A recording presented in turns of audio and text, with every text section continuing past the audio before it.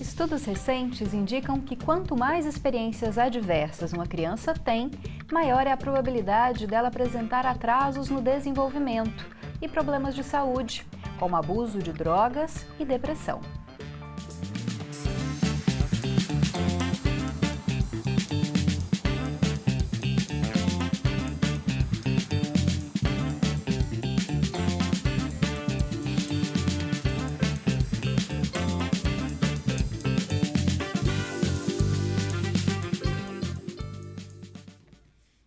E hoje o Conexões vai debater a promoção da saúde mental na primeira infância, o desenvolvimento saudável e também a educação positiva.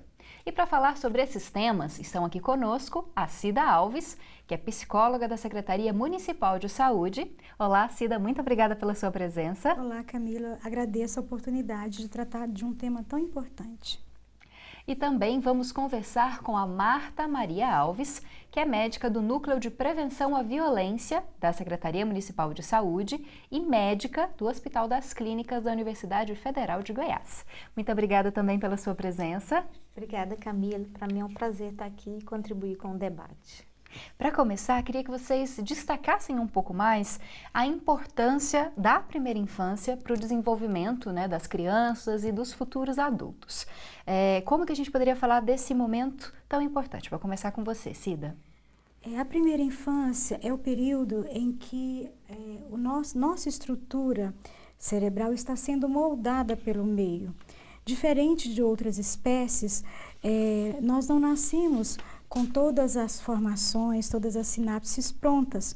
Então, é na interação com o meio, como a criança é acolhida, tratada, quais são as condições de saúde que são oferecidas para ela. Dependendo dessa interação, ela pode ter um desenvolvimento saudável ou ela pode apresentar danos permanentes. A gente sabia, até meados da década de 90, que o impacto da violência, seja ela a negligência psicológica, a sexual e a física, resultaria em danos no plano cognitivo.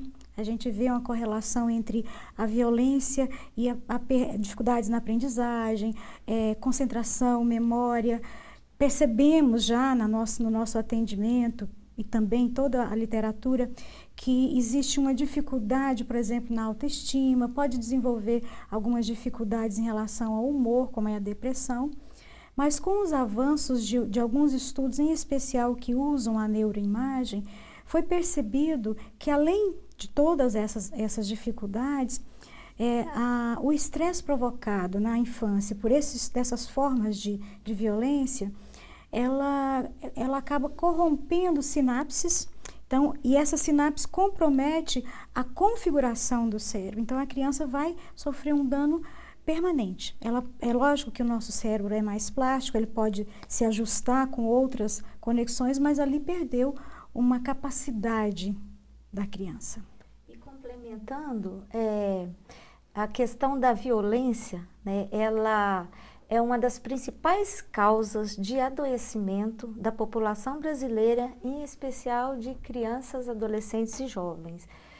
Então, segundo a Organização Mundial de Saúde, é um problema de saúde pública, é uma das principais causas de adoecimento, de mortes, de sequelas. E dentre essas sequelas, uma delas é essa, que é o atraso do desenvolvimento da criança. Então, às vezes, a gente tem criança desnutrida, com baixo peso, com dificuldade de aprendizagem na escola, tudo isso pelo impacto da violência.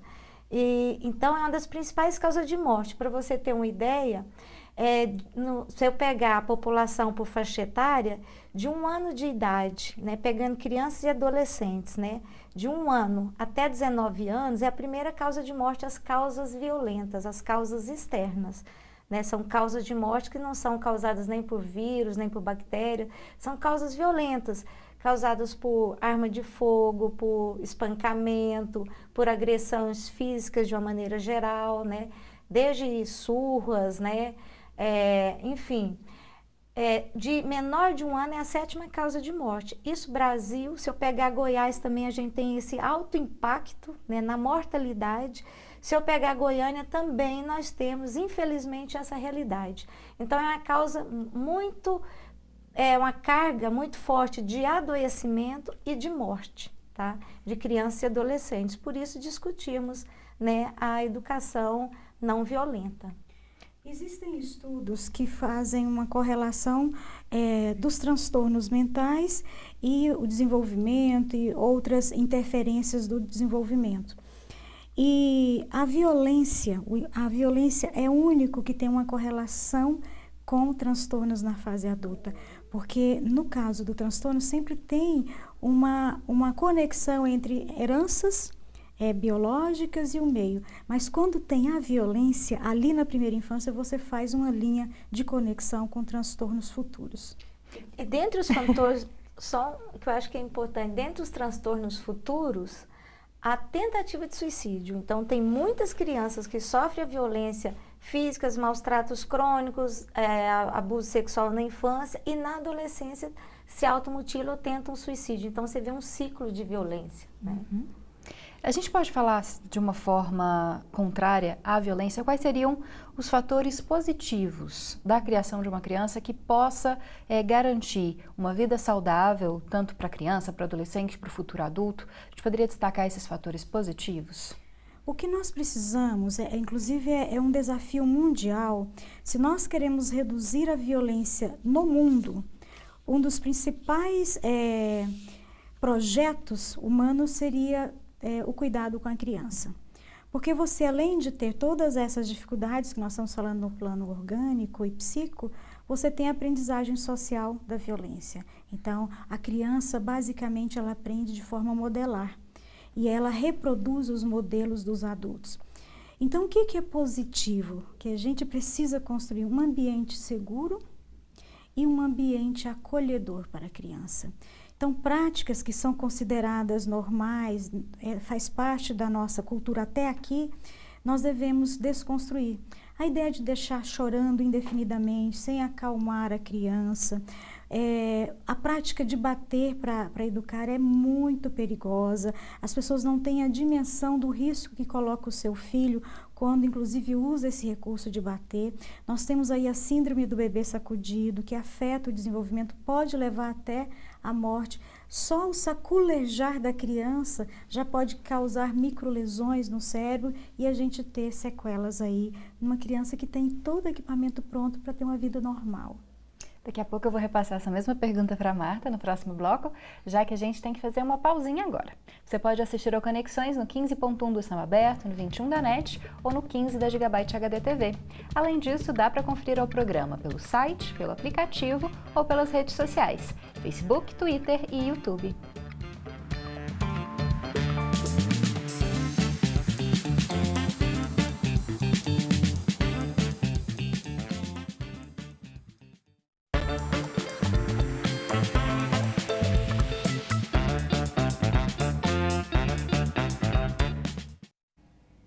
E a gente continua a falar sobre a saúde mental na primeira infância, o desenvolvimento saudável e também educação positiva.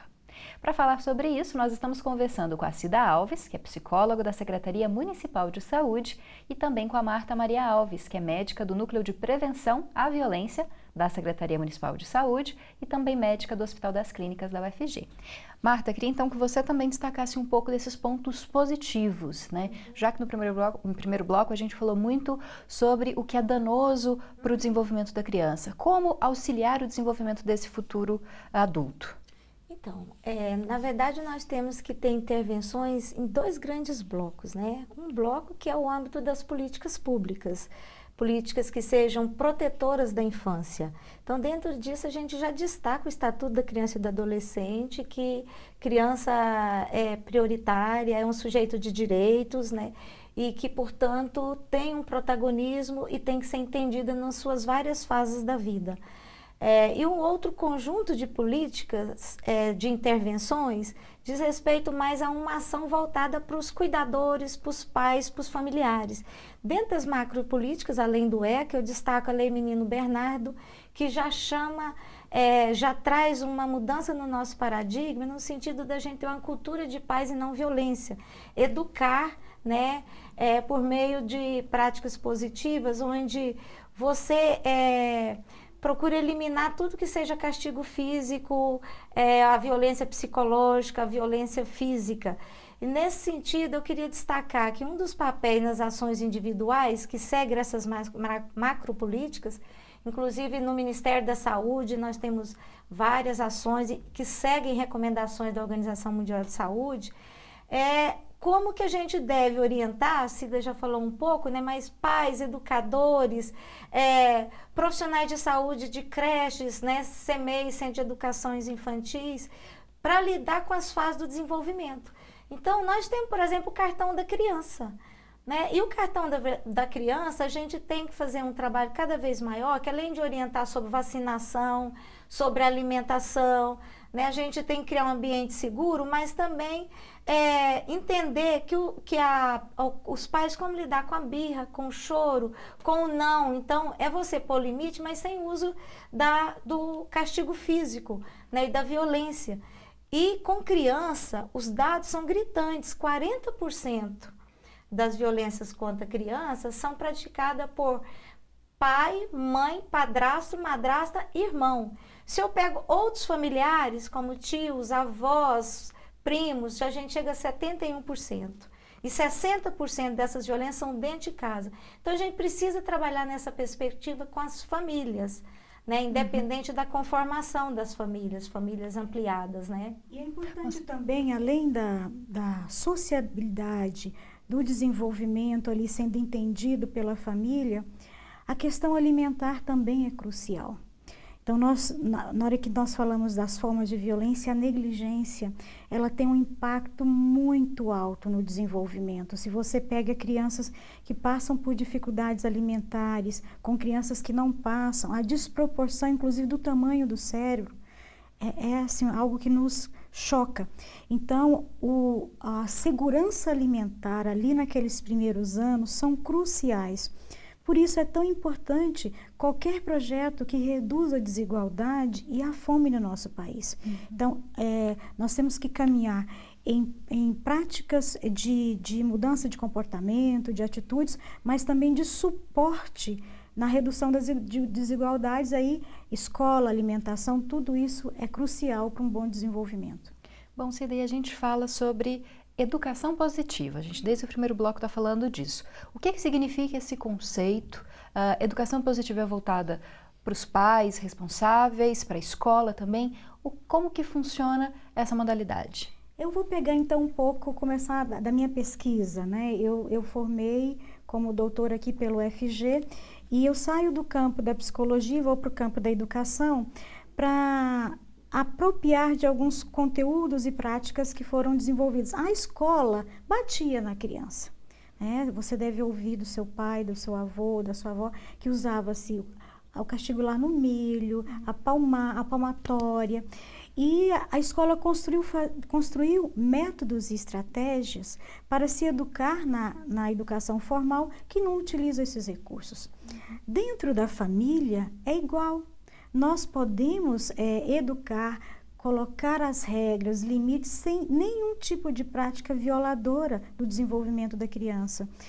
E isso nós fazemos entendendo o desenvolvimento. Muitos pais, não é porque não amam os filhos, ao contrário, são muito amorosos, eles usam essas práticas porque eles não entendem, por exemplo, que quando uma criança ali na fase de 1 ano, 2 anos dá uma birra, que aquilo ali faz parte é como se fosse um start do desenvolvimento, que é quase que todas as crianças passam por aquilo. Não é porque está confrontando a autoridade do pai, não é porque é mimada. Se ele vai entendendo isso, ele desenvolve estratégias mais seguras para ele, para o filho, para lidar, por exemplo, com a birra.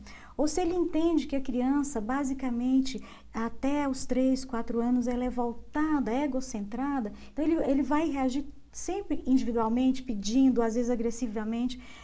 Se o pai conhece o desenvolvimento e aprende práticas que a gente chama de dialógicas, que não são castigos, mas você tem a sanção de algo ou o reforço em algumas atividades, você consegue educar, inclusive é muito gratificante.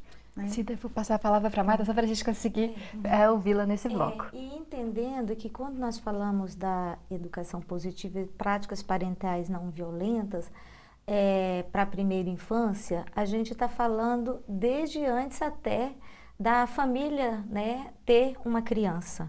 Então, a primeira infância, a gente começa a trabalhar já no planejamento familiar, porque aqueles pais precisam ser preparados para receber uma criança, que às vezes você pode ter uma gravidez indesejada, você pode ter toda essa questão aí da vulnerabilidade social, acesso a serviço de saúde, a consulta médica, a alimentação, você pode ter uma gravidez fruto de um estupro.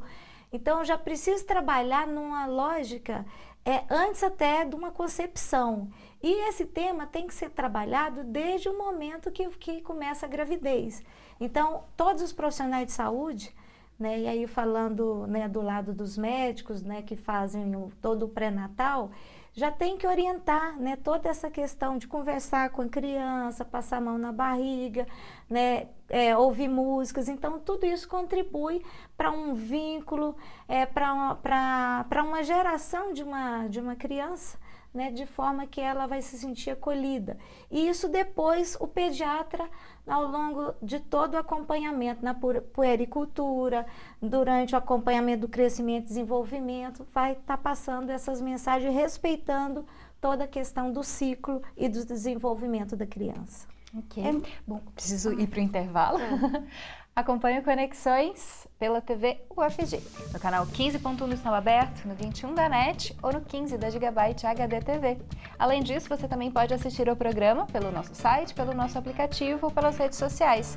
Lembrando do aplicativo, ele pode ser baixado no Google Play ou então por esse QR Code que você está vendo aqui na nossa tela.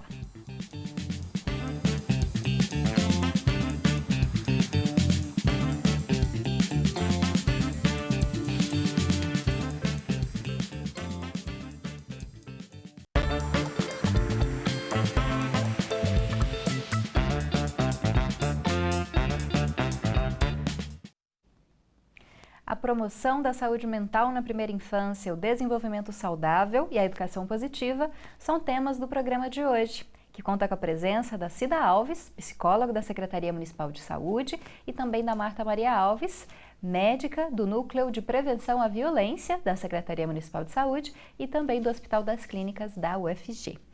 Bom, falando um pouco mais sobre a questão da saúde mental das crianças.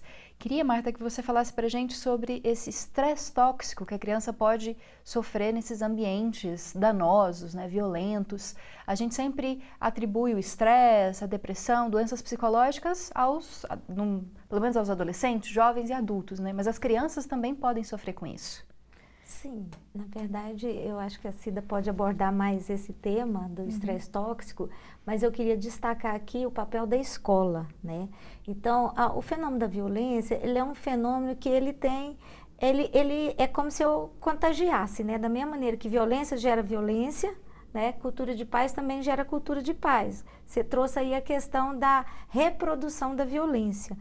Então, a escola ela tem um papel crucial na questão também, assim como a família, assim também como o serviço da assistência social, mas no sentido também de passar essa cultura de não violência.